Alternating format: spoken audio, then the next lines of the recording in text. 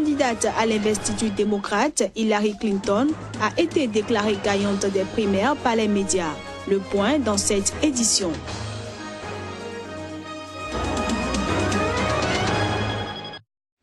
C'est l'heure de vous informer, mesdames, messieurs, bonjour et bienvenue. Au Burundi, pour avoir abîmé des photos du président Pierre Nkurunziza, 11 lycéens ont été incarcérés et inculpés ce vendredi d'outrage à chef d'État. Une information rendue par la police et confirmée par plusieurs témoins. Au total, 6 filles et 5 garçons, tous âgés de plus de 14 ans, ont été écroués à la prison centrale de Muramvya en milieu d'après-midi pour avoir abîmé des photos du président Pierre Nkurunziza. Or, au Burundi, l'outrage à chef d'État est passible d'une peine de 5 à 10 ans de prison, selon le code pénal. La nouvelle de leur arrestation a été confirmée par plusieurs témoins, dont un des avocats qui a assisté les élèves et un parent qui a vu sa fille emmenée dans la prison. Nous demandons qu'on libère ces enfants pour qu'ils aillent aux examens avec les autres. Parce que maintenant, ils sont torturés. On ne connaît pas leur avenir. Peut-être qu'il y a un ministre parmi eux. Les enfants étaient agités depuis longtemps. Il fallait juste les pardonner et travailler avec les autres.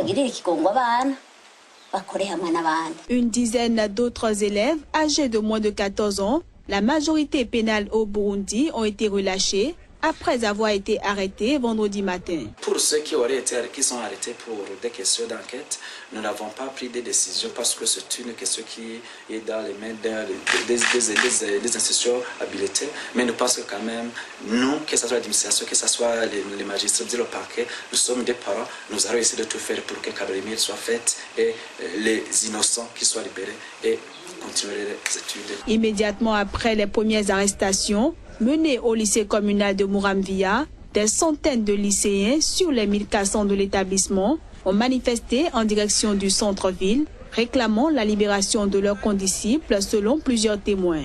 Mais lors de cette manifestation, 3 personnes ont été blessées par balle. Au Burkina Faso, la famille de Thomas Sankara, le père de la révolution burkinabé, tué lors du putsch qui a porté le président Blaise Compaoré au pouvoir le 15 octobre 1987, a demandé une contre-expertise ADN sur la dépouille présumée de Thomas Sankara. C'est du moins ce qu'a déclaré ce lundi le parquet militaire.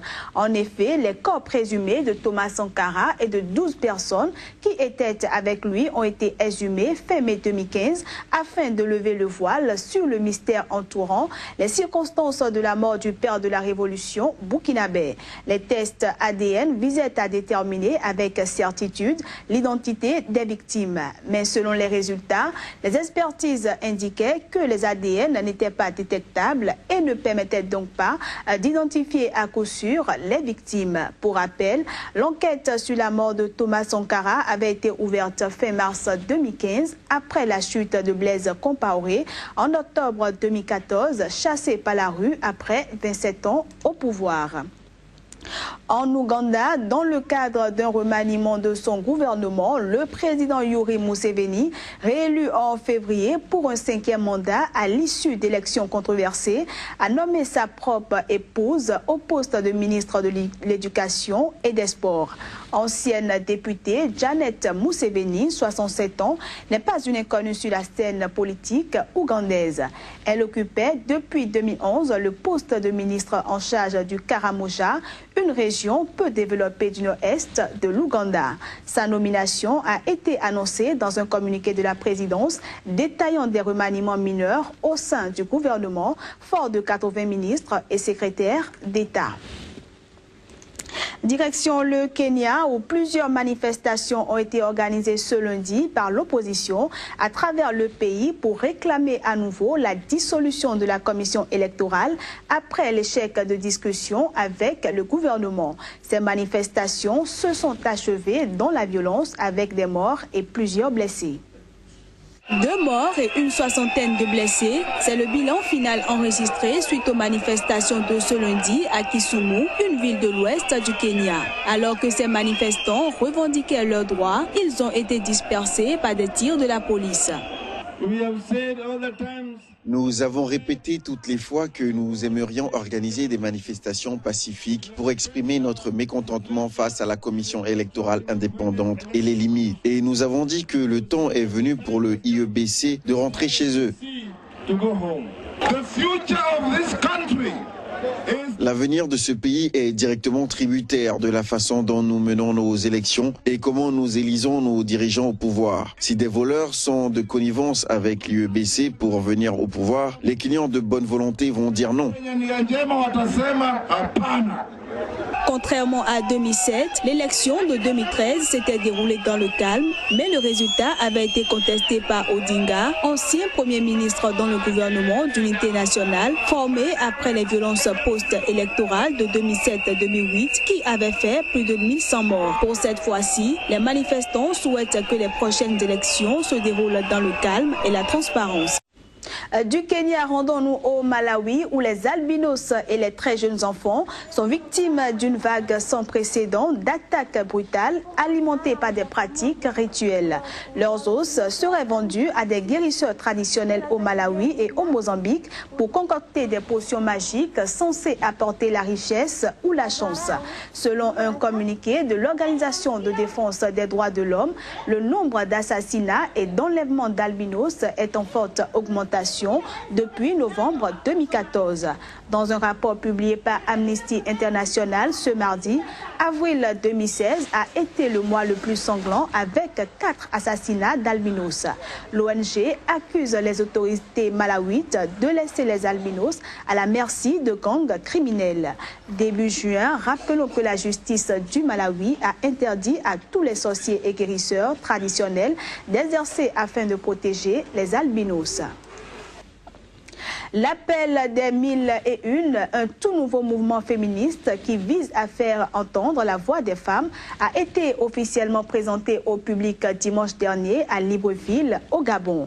La présentation s'est faite par Nicole Assélé, ministre déléguée à la formation professionnelle et à la réinsertion des jeunes, et Yolande Nyonda, secrétaire générale du ministère du Budget et des Comptes publics. Reportage de Paul Avoukou Ndila.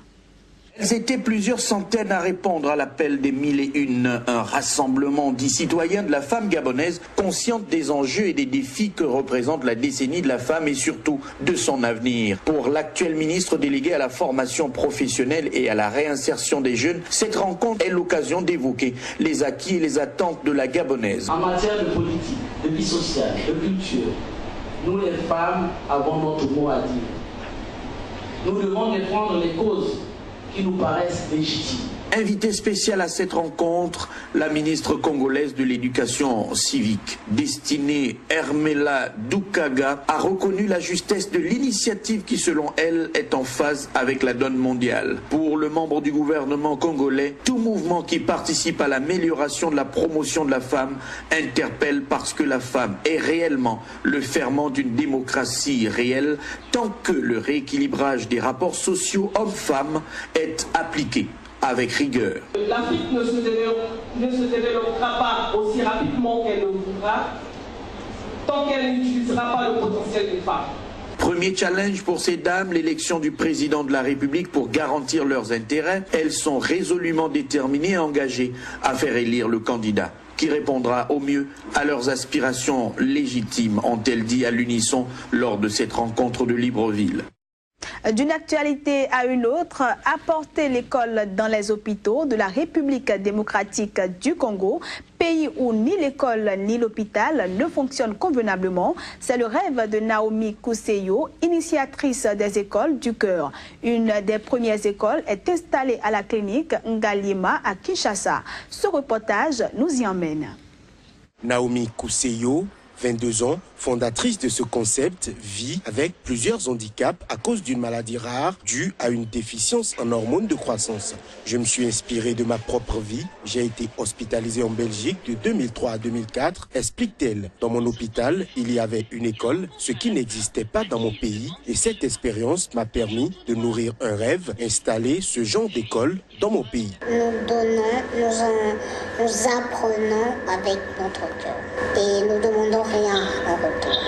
C'est ça, c'est pour ça que j'ai voulu l'appeler les écoles du cœur. En RDC, la grande majorité des infrastructures médicales ou scolaires datent de la colonisation belge et les autorités peinent aujourd'hui à les faire fonctionner convenablement. En l'espace de quelques années, le rêve de Naomi Kousseyo est devenu réalité. La jeune femme a gagné en 2012 un concours sur l'entrepreneuriat social, ce qui lui a apporté une dotation de 70 000 € sur 3 ans et lui a permis d'ouvrir en avril 2013 la première école à l'hôpital.